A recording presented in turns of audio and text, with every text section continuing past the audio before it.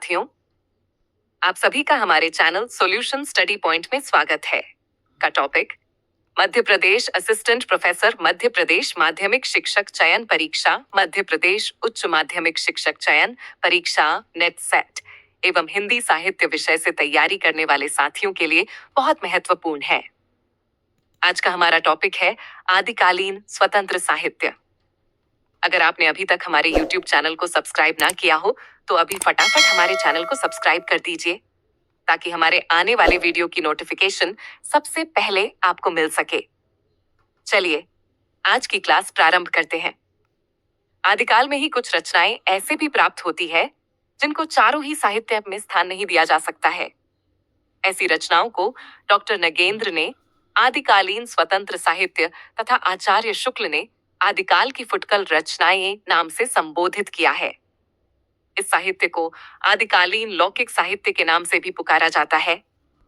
आदिकालीन लौकिक साहित्य को भी पुनः दो श्रेणियों में विभाजित किया गया है, यथा एक लौकिक पद्य साहित्य, दो लौकिक गद्य साहित्य।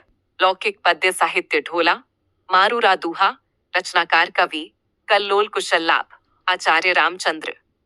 शुक्ल के अनुसार यह रचना सर्वप्रथम 1473 ईस्वी में कवि कल्लोल के द्वारा लिखी गई थी। आगे चलकर 1561 ईस्वी में जैन कवि कुशललाभ ने भी कुछ पद इस रचना में जोड़ दिए थे, जिसके कारण कुशललाभ को भी इसकी रचनाकार मान लिया जाता है।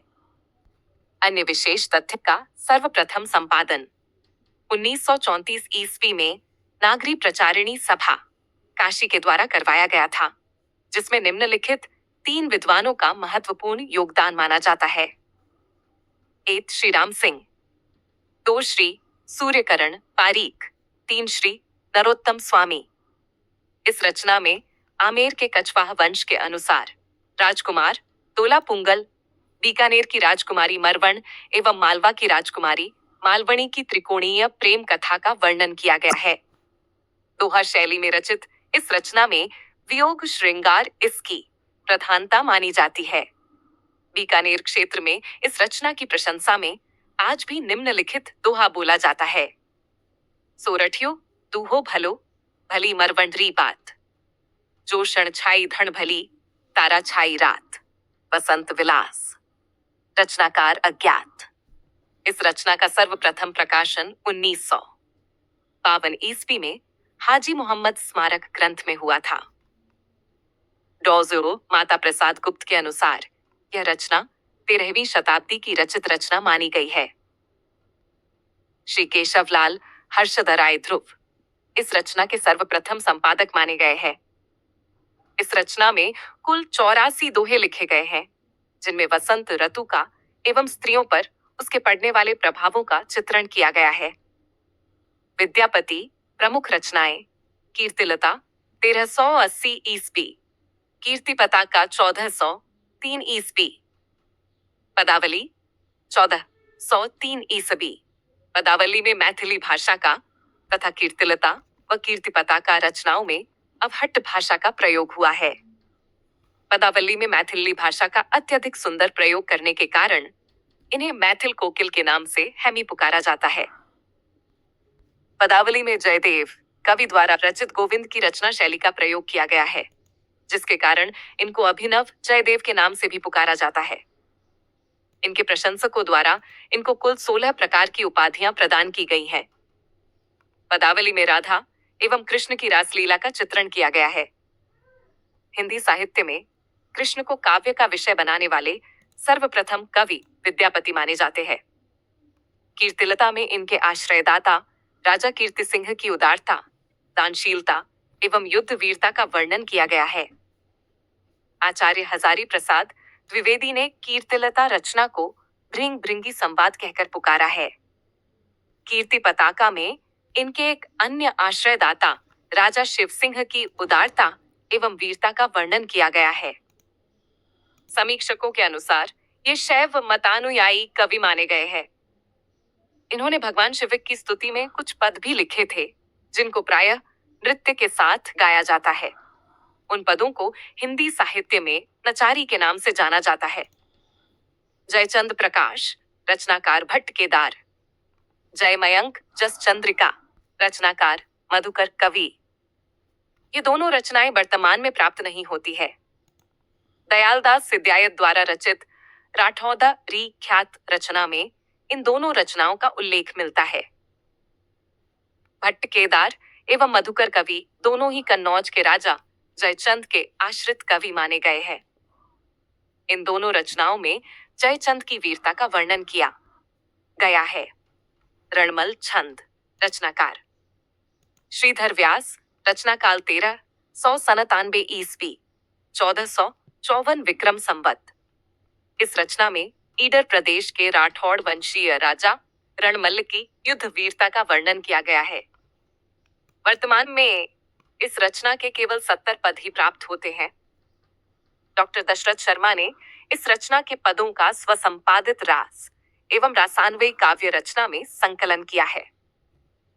अमीर खुसरो, जन्म काल 1255 ईस्वी, मृत्युकाल 1324।